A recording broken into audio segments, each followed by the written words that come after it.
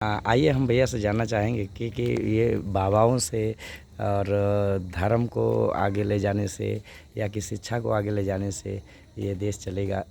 कृपया आप कुछ बताएं भैया इसके बारे में। इन्हीं से कुछ राय लेते हैं। अब यह के विषय में काऊ बतावा जाए। हाँ, कुछ कुछ तो बताइए जिससे देश हमारा जो है विकसित अब विकास। देश का गांव के सड़कन के दशा देखते हैं। अच्छा, इन बाबाओं के बारे में आप क्या कहना चाहेंगे? अब बाबा के विषय में का कहा जाए तो संसार के कल्याण के लिए है ही। संसार कल्याण के लिए। भाई उनके कौन लड़की लड़का बैठा है जी हैं? जी। वो तो जगत कल्याण अच्छा, के लिए तपस्या कर रहे हैं। ये जी अपनी मतलब तपस्या से जगत का कल्याण करेंगे। बिल्कुल। जी, क्या ये अगर भक्तजन जैसे एक मैं थोड़ा सा तर्क करना चाहूँगा कि क्या है भक्तजन अगर बाबाओं के पास जा कर के दान दक्षिणा न दें तो क्या उनका कोई ईश्वर आकर के उनको कुछ देता है? क्या उनके कोई दूसरा लड़की लड़का थोड़ी बैठा जी है? नहीं होता है। हैं? जी अगर वो हमारे लिए अपना परिवार अपना कुटुंब त्याग कर जी जगत के कल्याण के लिए लगे हैं जी। तो जिससे 10 बच्चे हम अपने पाल रहे हैं वैसे तो एक होगी सही। मतलब ये जितने भी बाबा हैं मतलब ये जगत के कल्याण के लिए।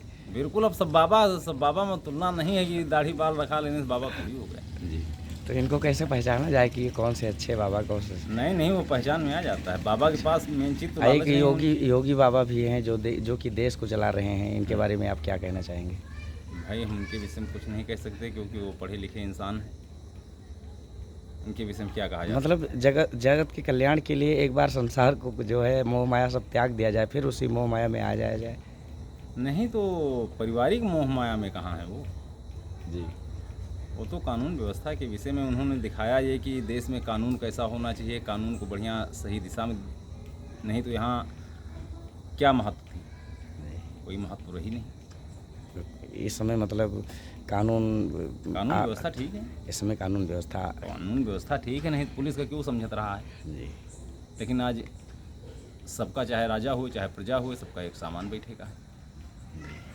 क्या न्यायिक व्यवस्था भी समान है? बिल्कुल ठीक है। मामा कुछ दिक्कत नहीं भाई। जो चीज़ सही है सही। सिर्फ बुरा हाल कहाँ पे है? सड़कों, गांव के सड़कों का बुरा हाल है। गाँव के सड़कों को बुरा है कि कहीं किसी आ जा नहीं सकते, मार्केट नहीं आ जा सकते। जोन दशा है, जोन बोल्डर पड़े हैं। बताओ सत्तिन घाट से लेकर सत्तिन चौराहा तक जगदीशपुर ले बात की है। तो इसमें किसकी कमी हो सकती है? इसमें विभाग की कमी है, PWD की कमी है। नहीं अब PWD की कमी तो है लेकिन जैसे और किसकी कमी हो सकती है? केवल एक ही विभाग अब वो इसमें 2 ही विभाग है। एक तो उनको सचेत करने वाला कोई नहीं दुरुस्त। तो सचेत ये करने सारी वाले कमी तो विधायक की है। हम आपको मतलब पहले मिल करके सबको कहना बिल्कुल, चाहिए कि हमको बिल्कुल। यहाँ पर समस्या है। ऐसा कोई कहता नहीं है समाज में। नहीं कहता ना। तो इसके लिए मैं चाहूँगा कि मतलब हमारा कहने अब का इसके मतलब लिए आवाज़ कौन उठाए? जैसे मतलब अब इसकी आवाज़ प्रधान को उठाना चाहिए, कोटेदार को उठाना चाहिए जो 50,000 रुपये हर महीना पेल रहे हैं। नहीं और प्रधान गरीब जनता मतलब हम लोग जैसे हम और थोड़ा आदमी सा गेहूं बेच के फैजाबाद या अयोध्या कचहरी थोड़ी हम जा और पाएंगे, थोड़ा या सा अपना गहराई में जा जाना पाएंगे। चाहेंगे। हम ना और थोड़ा पैदल जा पाएंगे। जी हम एक थोड़ा सा और गहराई में जाना चाहेंगे कि जैसे हमारी जनता ही जो है प्रधान या BDC इनको चुनती है। तो जनता महान है या कि ये लोग महान हैं? जनता प्रलोभ के साथ ही हो जाती है उसमें। जी जैसे कि अब वो लालच। हाँ, इनमें सुधार आने के लिए हम लोगों को क्या करना पड़ेगा? इन अब बाबाओं इनमें का सुधार आने के लिए मतलब जैसे कहने का मतलब इसके लिए सुधार करने के लिए है। ये बाबा लोग मतलब हमारे कहने मतलब ये सुधार सकते हैं बिल्कुल सुधार सकते हैं। इनको। अगर ग्राम पंचायत स्तर की जांच बैठ जाए जी तो नरेगा में कितना धन दुरुपयोग हो रहा है। 70,000 रुपये का एस्टीमेट बनता है तो उसमें 10,000 रुपये का भी काम नहीं होता। वो तो सर जानकारी की बात हो गई। अब वो जानकारी जब तक शिक्षा नहीं होगा तब तक उनको जानकारी नहीं होगी। ये जो हमारे तो इस पर विशेष तौर पर ग्राम पंचायतों पर ही सरकार का ध्यान देना चाहिए कि मतलब हम नरेगा में इतना धन दे रहे हैं। अगर वही पैसा किसान के खाते में आवे और किसान अपनी मनमर्जी से खेत की समतलीकरण करावे, एमएड करावे। आज जो सरकारी अध्यापक हैं उनको भी काफ़ी तनख्वाह दिया जाता है। बिल्कुल दिया जाता है और वहाँ भी कोई जांच नहीं तनख्वाह होती। दिया जाता है। लेकिन या तो कोई बैन लगे प्राइवेट स्कूलों पर हाँ कि बच्चे वहाँ ना जाएं। हाँ। अगर प्राइवेट स्कूल है तो वहाँ मतलब वो प्राइमरी कोई ऐसा भेजने को तैयार नहीं, जबकि सरकार की व्यवस्था। ऐसा नहीं हो पाएगा इसलिए कि मोदी सरकार ये कहते हैं कि जो है सबको प्राइवेट मतलब कर दिया जाएगा, निजीकरण सबको किया जाएगा। वो भी जैसा कि कई चीज़ें हो चुकी हैं बस अड्डा, रेलवे और विद्युतीय और तमाम चीज़, तो स्कूलों का भी निजीकरण करने के लिए वो सोच रहे हैं। क्योंकि उनको भी मालूम है कि जो प्राइवेट संस्थान हैं, जो प्राइवेट अस्पताल हैं, इनमें जो काम होते हैं वो बहुत अच्छे तरीके से होते हैं। हाँ बिल्कुल सही बात है। उसकी देख रेख वहाँ पर लापरवाही नहीं होती। नहीं, लापरवाही नहीं देती वो। तो निजीकरण करने का मकसद शायद मोदी जी का यही होगा।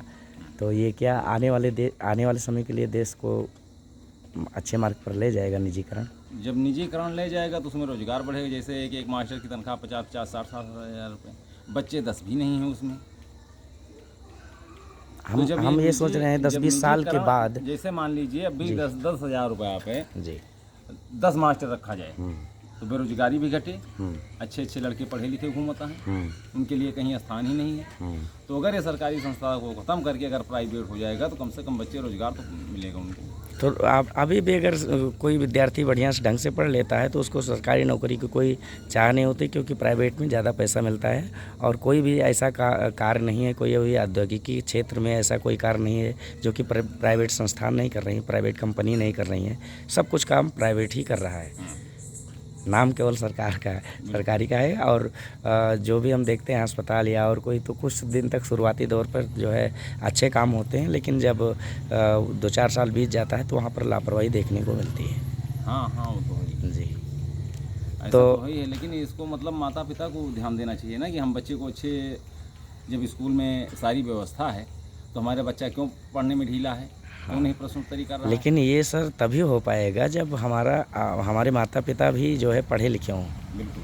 हाँ, बिल्कुल। तो हमें जो है पहले से जो है पहले शिक्षा को जो है ज़्यादा जोर देना पड़ेगा, और फिर आते हैं बाबा, फिर आता है धर्म, फिर आता है जो भी कुछ। बिल्कुल बिल्कुल सत्य बात। जी, बिल्कुल सत्य बात। तो बस नमस्कार दोस्तों, हमारा मकसद केवल इतना था कि शिक्षा संसार में जो है लोगों को आगे बढ़ा सकती है। शिक्षा के बगैर ये संसार आगे नहीं बढ़ सकता है। धन्यवाद।